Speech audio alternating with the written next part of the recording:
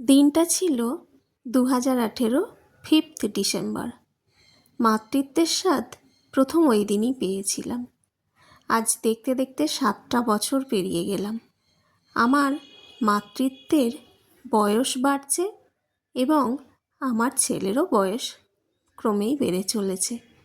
দেখতে দেখতে সেই দিনের সেই ছোট্ট ছেলেটা আজ ধীরে ধীরে কতই না বড় হয়ে উঠেছে।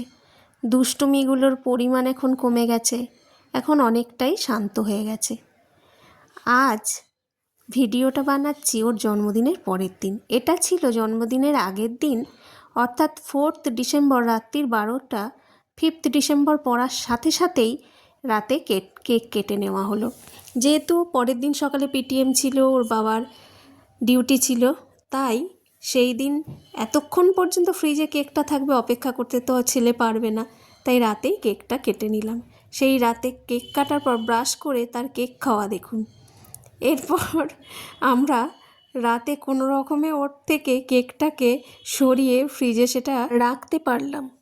এতেই আমাদের মনের অনেক শান্তি, কারণ তারপর সে মেতে উঠল তার পাওয়া গিফটগুলো নিয়ে, যেগুলো সযত্নে 1 সপ্তাহ ধরে আমি আগলে রেখেছিলাম, যেটা একটা খুব কঠিন কাজ ছিল। এই দেখুন লেজার লাইট, বাকি গিফট পরে দেখাচ্ছি। পরের দিন সকালে পিটিএম সেরে এসে নর্মাল বাঙালি খাবার দাবারে ছেলেকে খেতে দিলাম। পায়েসটা আগের দিনই করে রেখেছিলাম, ছেলের স্কুলের পিটিএম ছিল তো, তাই সকাল থেকে টাইম পাবো না। এই যে শুরু হয়ে গেছে দুপুরের খাওয়ার আয়োজন। তার আগে আশীর্বাদ পর্ব শেষ হওয়ার অধৈর্য হয়ে পড়ে, শেষ হতে না হতেই বলে কি উচ্ছে ভাজা একটা খাই। যে না না, একদম খায় না। এই দেখুন নিজেই উলু দিয়ে নিচ্ছে। পায়েস খাওয়ার আগে তার উচ্ছে ভাজা খেতে ইচ্ছে করছিল, সে আর বসে থাকতে পারছে না, আমাদের তাড়া দিচ্ছে যে তাড়াতাড়ি তাড়াতাড়ি করে আশীর্বাদ সেরে নাও। এবার পায়েস খেয়ে বলে পায়েসটা তো খুব সুন্দর হয়েছে, আমি এখনই পায়েসটা খেয়ে নেবো। আমি বললাম না, এখন খাস না, ভাতটা ভালো করে খা, সন্ধেবেলা পায়েসটা মনের আনন্দে খাস।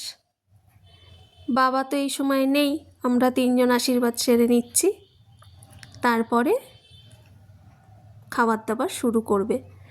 3 রকম ভাজা ছিল, পোস্ত ছিল, মাছ, ভেজ মুগের ডাল, চাটনি, পাঁপড়, পায়েস। প্রথম থেকেই আমি প্রতিবার জন্মদিনে ছেলেকে চাটনি দিতে ভুলে যাই। চাটনি প্রতিবার ভুলে যাই। সেই অন্নপ্রাশনেও ভুলে যাওয়া হয়েছিল, যেদিন ঘরোয়া অনুষ্ঠান ছিল। সেই জন্য আগে ভাগে চাটনিটা আমি রেডি করে রেখে দিয়েছিলাম যে না, এবার ভুলবো না। এবার আশীর্বাদ পর্ব চলছে। তারপরে এবার তিনি খাওয়া শুরু করবেন। আমিও পায়েস খাইয়ে দিচ্ছি। যাক, খুব আনন্দ লাগে যে ছেলের জন্য যখন রান্নাবান্না করি, ও খেতে খুব ভালোবাসে। অল্প খায় কিন্তু খেতে ভালোবাসে, তৃপ্তি করে খায়। এটা খুব পরম শান্তির জায়গা। কারোর জন্য আপনি যদি রেডি করেন রান্নাবান্না, তখন সে যদি না খায়, সেটা খুব খারাপ লাগে।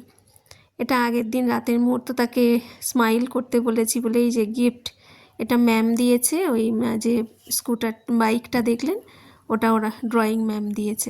লেজার লাইট আর এই একটা গাড়ি তৈরি করার সেট, মেকানিক্যাল টুলস একটা আমরা কিনে দিয়েছি।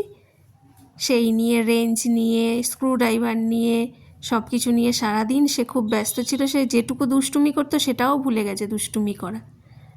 পরপর ছবি দিয়ে ভিডিওটা আমি সাজিয়েছি।